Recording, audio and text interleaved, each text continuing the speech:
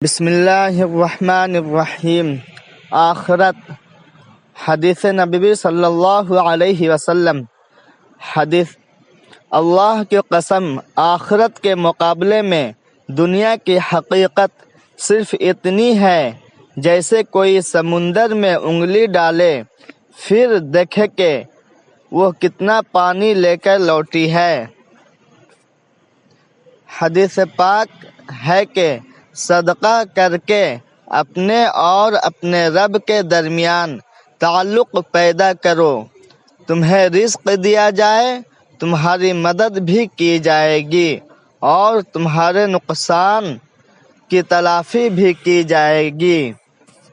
رسول اللہ صلی اللہ علیہ وسلم نے ارشاد فرمایا، صبح کا آغاز صدقے سے کیا کرو، کیونکہ مصیبت صدقے سے آگے قدم نہیں بڑھاتی۔ رسول اللہ صلی اللہ علیہ وسلم نے فرمایا، جس نے مجھ پر ایک بار درود بھیجا اللہ تعالیٰ اس پر 10 بار رحمت نازل فرمائے گا۔ رسول اللہ صلی اللہ علیہ وسلم نے ارشاد فرمایا، کیا میں تمہیں نہ بتا دوں کہ جہنم کس پر حرام ہے؟ پھر فرمایا، اس شخص پر حرام ہے جو لوگوں کے ساتھ نرمی اور سہولت کا معاملہ اختیار کرے۔ صبح سویرے کام شروع کرنا۔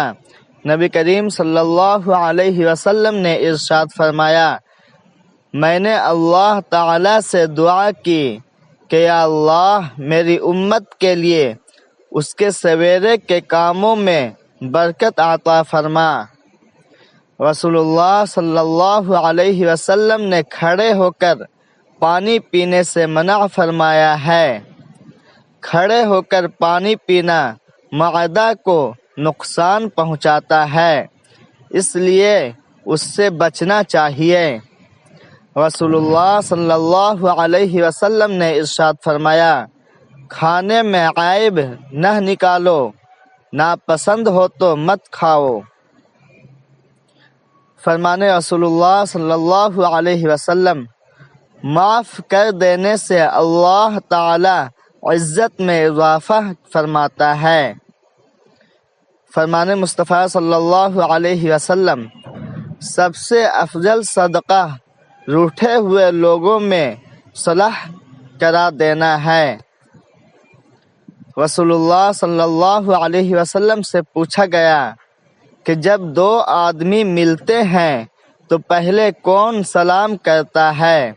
آپ صلی اللہ علیہ وسلم نے فرمایا، وہ جو دونوں میں سے اللہ کے زیادہ قریب ہے۔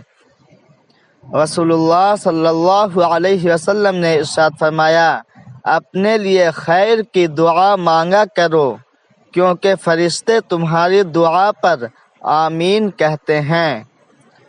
رسول اللہ صلی اللہ علیہ وسلم نے ارشاد فرمایا، 2 شخصوں کے درمیان صلح کرانا نفلی روزے، نفلی صدقے اور نفلی نماز سے زیادہ ثواب ہے۔ آمد رمضان۔ تیز دھوپ کی تپش تم کو ستائے گی، پیاس کی شدت تمہیں آزمائے گی۔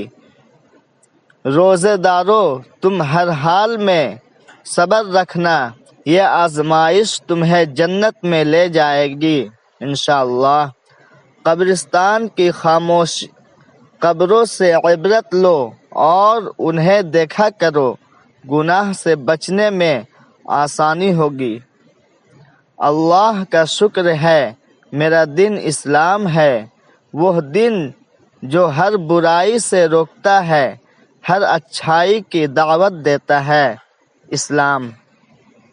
آپ کو کیا لگتا ہے آپ کے مرنے کے بعد آپ کے رشتہ دار، آپ کے دوست، آپ کی اولاد، آپ کے بہن بھائی قرآن پڑھ کے آپ کو بخشیں گے؟